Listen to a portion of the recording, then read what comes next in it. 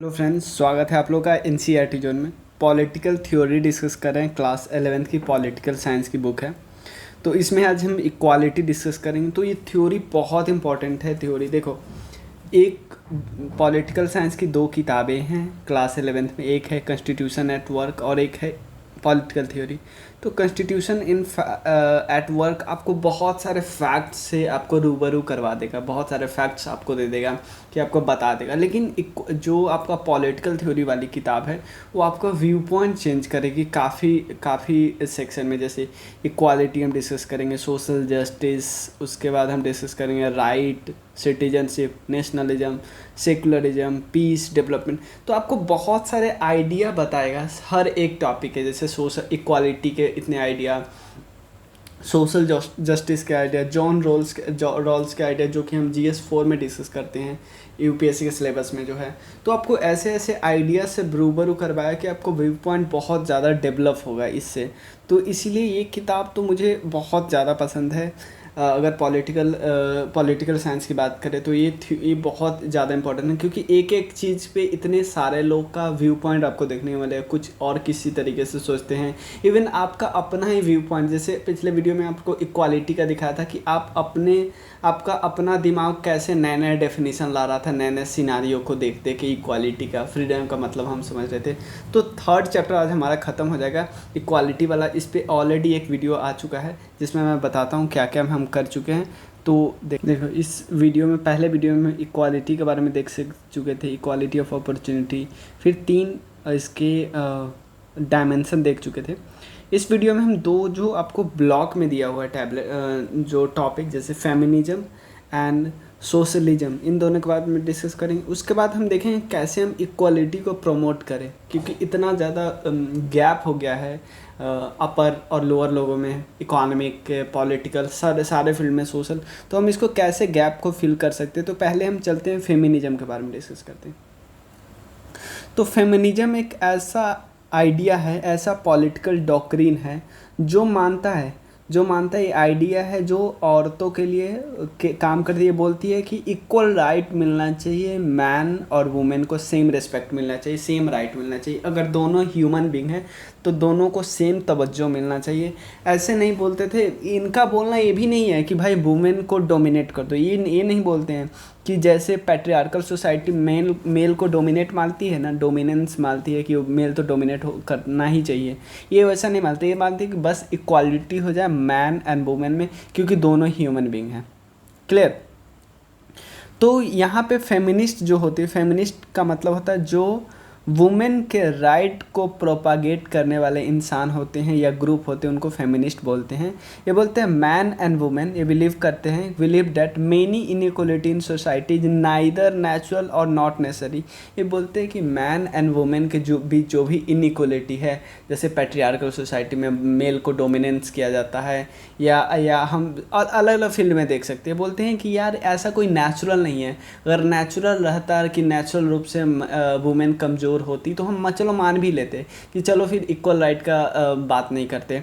लेकिन ये बोलते, फेमिनिस्ट लोग बोलती है कि उनका मानना है, वो बोलते हैं कि ऐसा कुछ इनइक्वलिटी जो है नेचुरल नहीं है। यानी ऐसा नहीं प्राकृतिक रूप से वुमेन कमज़ोर होती है, और ऐसा नेसेसरी भी नहीं है। इसको अल्टर किया जा सकता है। मतलब ये इस जो कंसेप्शन है, जो थ्योरी बनी हुई है कि वुमेन कमज़ोर होती है, इसको हम अल्टर कर सकते हैं। और इसमें मैन एंड वुमेन, उसके बाद क्या होगा, मैन एंड वुमेन दोनों फ्री एंड इक्वल लाइफ जी सकते हैं, आराम से जी सकते हैं।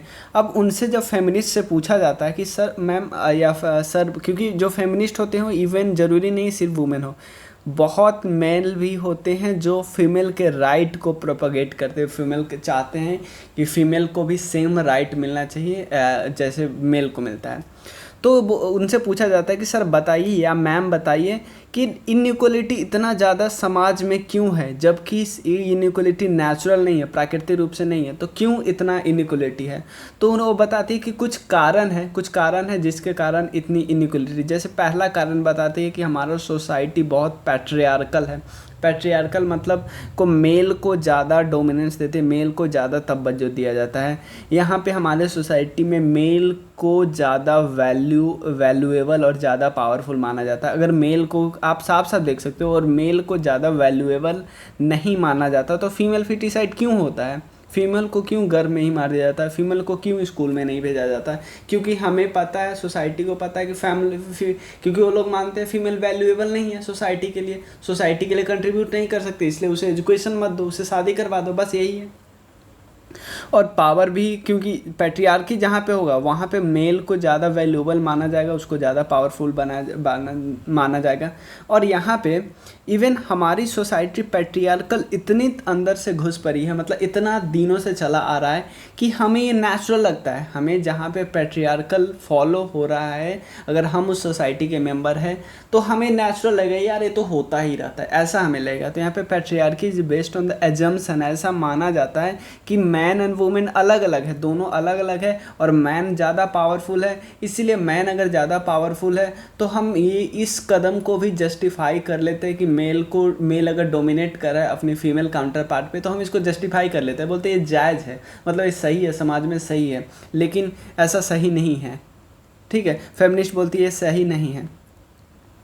और यहाँ पे फेमिनिस्ट फिर बोला जाता है कि जो डिस्टिंक्शन होता है, ध्यान देना, वो बोलते हैं कि सेक्स के बेसिस पे डिस्टिंक्शन सही है। सेक्स का मतलब होता है बायोलॉजिकल, कि दोनों का बायोलॉजिकल अलग अलग है, दोनों का बायोलॉजी अलग है। लेकिन ये सही है, ये दोनों में अलग अलग डिफरेंस ठीक है, लेकिन डिफरेंस में इनइक्वलिटी कहाँ से आ गया, ये हमें समझ नहीं आता है कि आप कैसे एक सेक्स को आप वीकर सेक्स बोल देते हो। जैसे वुमेन को बोला जाता है female is a weaker sex, मतलब एक काम नहीं कर सकती, मतलब ये पर्टिकुलर वो काम नहीं कर सकती जो मेल कर सकते हैं। तो ये बोला, लेकिन जो जेंडर होता है वो सोशली क्रिएटेड होता है। सोशली क्रिएटेड मतलब ये आप सेक्स और जेंडर में डिफरेंस देख सकते हो कि जेंडर थोड़ा बायोलॉजिकली क्रिएटेड होता है, सेक्स बायोलॉजिकली क्रिएटेड होता है, जो कि नेचुरल होता है, नेचुरल डिफरेंस है, यहाँ पे अनइक्वलिटी नहीं है। लेकिन जेंडर जो है, जेंडर है सोशली क्रिएटेड, समाज क्रिएट करता है। समाज क्या क्रिएट करता है कि जेंडर में एक जेंडर को ज़्यादा तवज्जो दो, ज़्यादा वैल्यूएबल दो, ज़्यादा पावरफुल बना दो। पैट्रियार्कल सोसाइटी में दूसरे जेंडर को कम तवज्जो दो, कम राइट दो। तो यहाँ पे क्या हुआ जाता है, पैट्रियार्की क्या प्रोड्यूस करता है, पैट्रियार्कल सोसाइटी क्या प्रोड्यूस करती है, डिवीजन ऑफ लेबर को प्रोड्यूस करती है। डिवीजन ऑफ लेबर कैसे, कि काम बांट दो, घर वाला काम जो प्राइवेट या डोमेस्टिक काम है वुमेन को दे दो, यानी वो चार दीवारी के बाहर जाए ही ना, और मेल को पब्लिक डोमेन वाला बाहर वाला काम दे दो।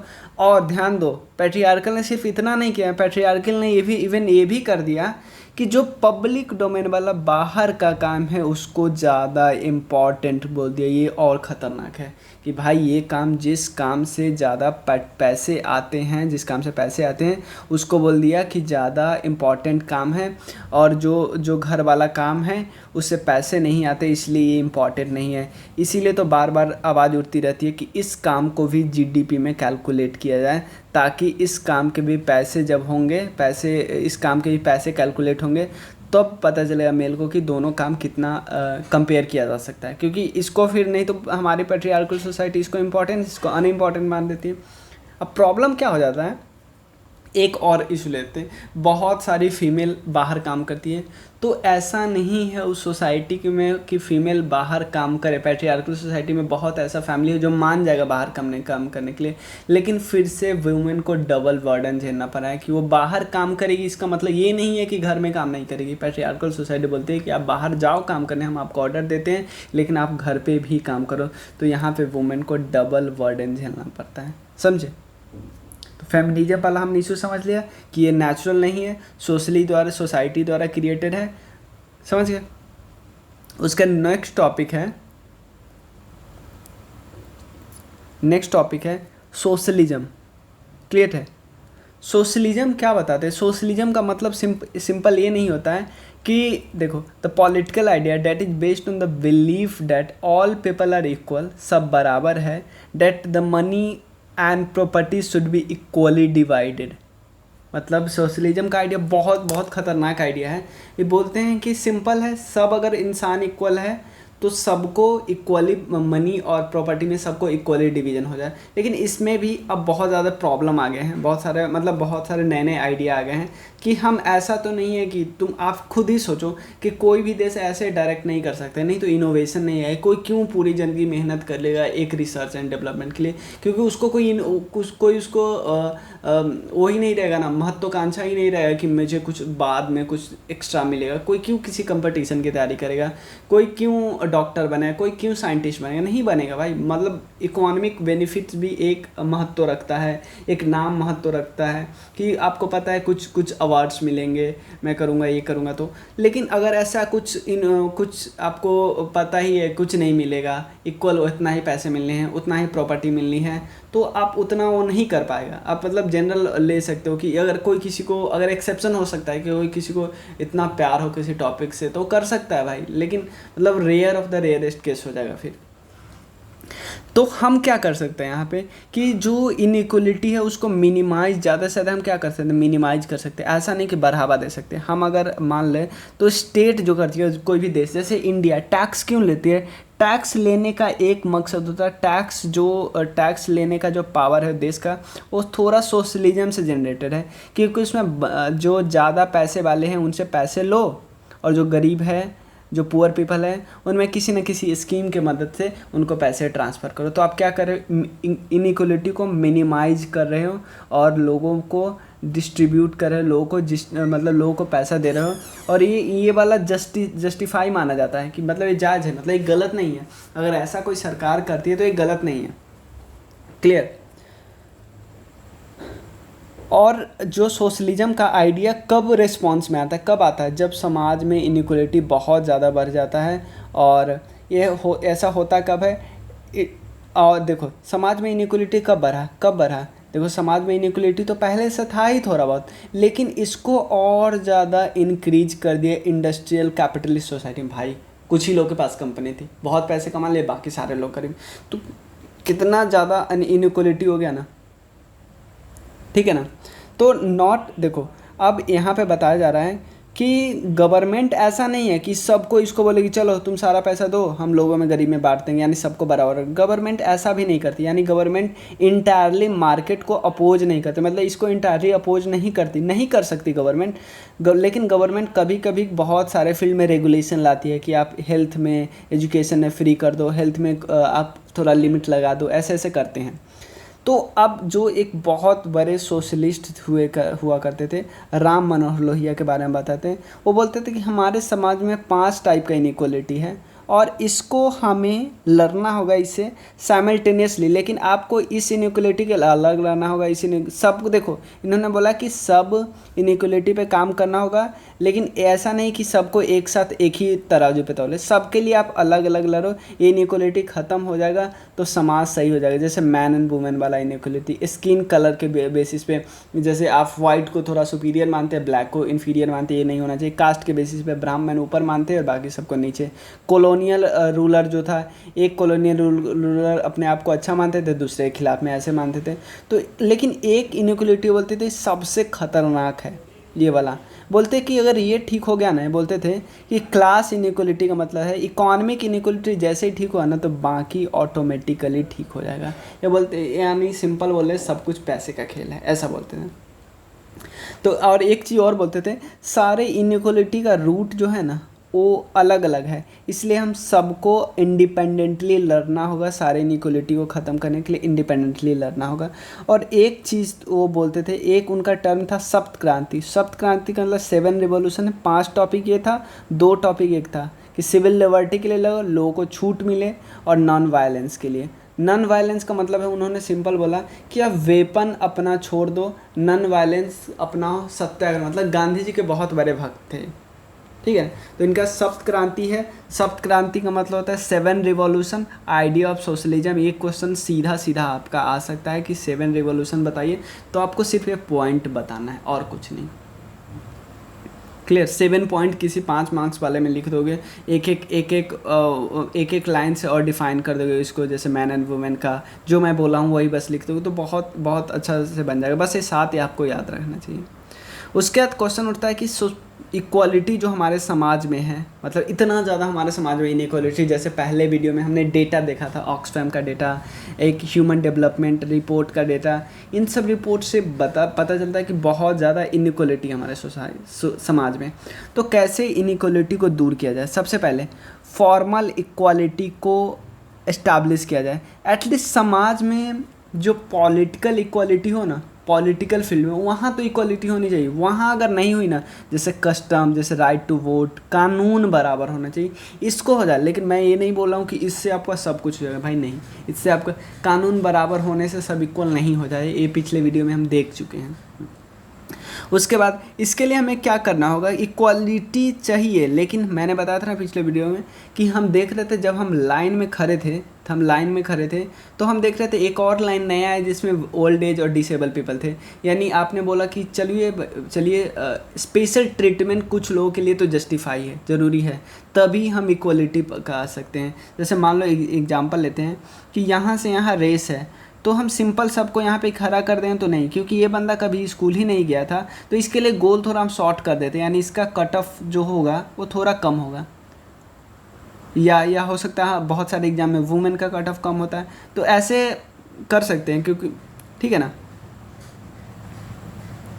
तो इक्वालिटी के लिए ध्यान देना, इक्वालिटी पाने के लिए हमें थोड़ा डिफरेंशियल ट्रीटमेंट देना होगा, कि कुछ लोगों को अलग ट्रीटमेंट देना होगा, कुछ लोगों को ज़्यादा फेवर करना होगा, ताकि इक्वालिटी आ सके। मतलब इक्वालिटी हमारा गोल है, इक्वालिटी हमारा ऑब्जेक्टिव है, तो इसको पाने के लिए हमें कुछ लोगों को स्कॉलरशिप देना होगा, कुछ लोगों को कुछ देना होगा, कुछ लोग कुछ देना होगा, लेकिन हमें देना पड़ेगा। जैसे वुमेन को अगर प्रोटेक्शन की ज़रूरत है तो सीसीटीवी ट्रैकिंग सिस्टम, डिसेबल को ज़रूरत है तो डिसेबल के लिए एक्सेसिबल इंडिया कैंपेन जो है, या और भी बहुत ज़रूरी है। जैसे मान लो रिलीजन के फील्ड में हमें इक्वालिटी चाहिए, तो हमें किसी बच्चों को ऐसा नहीं है कि जैसे कोई सिख बच्चा है तो उसको टर्बन सिख के लिए हम मना करें, या जो मुस्लिम स्टूडेंट है उसको हम फ्राइडे में जो मस्जिद में जाते हैं वो जाने से रोका करें। तो अगर मान लो इक्वालिटी बोलेंगे, तो इक्वालिटी का मतलब ये नहीं है कि कोई नहीं जाएगा तो ये बच्चा भी नहीं जाएगा, कोई नहीं टर्बन पहनेगा तो ये भी नहीं पहनेगा, नहीं भाई। इक्वालिटी के लिए हमें, इक्वालिटी अगर फाइनल ऑब्जेक्टिव है तो इसके लिए डिफरेंशियल ट्रीटमेंट चाहिए ही चाहिए, ठीक है। नेक्स्ट है एफर्मेटिव एक्शन, कि गवर्नमेंट को कुछ एक्शन तो लेना होगा। कुछ एक्शन क्यों भाई? क्योंकि पास्ट में कुछ लोगों के साथ इतना मतलब बदसलूकी हुआ है, इतना डिसएडवांटेज सेक्शन थे, इतना उनके साथ एक्सप्लॉयटेशन हुआ है, कि अब उनके साथ सिंपल बोलेंगे कि आपको इक्वल अपॉर्चुनिटी दे देंगे तो कोई फ़ायदा नहीं भाई। उनको इक्वल अपॉर्चुनिटी से भी कोई फ़ायदा नहीं होगा, क्योंकि वो रेस, जैसे ये बंदा बहुत परफेक्ट, जैसे 3 लोग हैं, तो ये 2 लोग को अच्छी स्कूलिंग हुई है, तो ये तो ऑब्वियसली आगे चले ही जाएंगे। जो स्कूल में कभी गए ही नहीं, डायरेक्ट आ रहे हैं, मतलब स्कूल में नहीं, बहुत छोटे से गांव के स्कूल में पढ़े हुए हैं, या जहाँ पे अच्छे से एजुकेशन नहीं मिली, या गए ही नहीं, तो उसको अगर सिंपल बोलेंगे इनके साथ कम्पीट करने नहीं कर पाएंगे, कोई चांस ही नहीं कम्पीट करने को। तो इनके लिए क्या करेंगे कि हम इसको रिजर्वेशन की कुछ सीट तो ऐसा होगा ना कॉलेज में जो इन्हीं बच्चों के लिए होगा, इस सीट पे कोई नहीं जाएगा, उसी को बोलते हैं रिजर्वेशन। स्कॉलरशिप दे दो, एक क्लब स्कूल जो खोलते हैं ST/SC के लिए, क्लियर। तो यहाँ इसका क्रिटिसिज्म भी है कि भाई आप तो फिर से कास्ट सिस्टम, फिर से आप पूरे रेशियल डिस्टिंक्शन कर रहे हो कि भाई इस कास्ट के हिसाब से दे दो, इस कास्ट के हिसाब से दे दो, लेकिन फिर भी इसके खिलाफ बोलते हैं कि भाई इसके बिना तो आपको इक्वलिटी आएगा ही नहीं। कुछ समय तक हम रिजर्वेशन देते हैं, बाद में हटा देंगे, क्योंकि बाद में इक्वलिटी, क्योंकि फाइनल ऑब्जेक्टिव हमारा क्या है, इक्वलिटी है, तो बाद में हटा देंगे, लेकिन अभी तो देना ही पड़ेगा। तो यही हमारा चैप्टर एंड होता है, और ये तो नॉर्मल बात है, ये हम डेमोक्रेसी में डिस्कस ही करेंगे। तो नेक्स्ट टॉपिक हमारा डिस्कस करेंगे, नेक्स्ट जो ये आ जा रहा है, अगले दिन आएगा हमारा सोशल जस्टिस। बहुत बहुत बहुत इंपॉर्टेंट टॉपिक है सोशल जस्टिस, आपको काफ़ी मदद मिलेगी, आपको व्यू पॉइंट काफ़ी चेंज होगा, क्योंकि इक्वालिटी फ्रीडम के बारे में तो हम जानते ही हैं, लेकिन सोशल जस्टिस के बारे में बहुत कम लोग जानते हैं, क्योंकि अब जॉन रॉल्स का आइडिया मिलेगा, जो कि बहुत बहुत इंपॉर्टेंट आइडिया है उनका, और इतना इम्पॉर्टेंट है कि बहुत सारे कम्पिटिटिव एग्ज़ाम के सिलेबस में आते हैं, एग्ज़ाम में आते हैं डायरेक्ट उन पे क्वेश्चन, तो देखेंगे। तो चलिए, थैंक यू सो मच।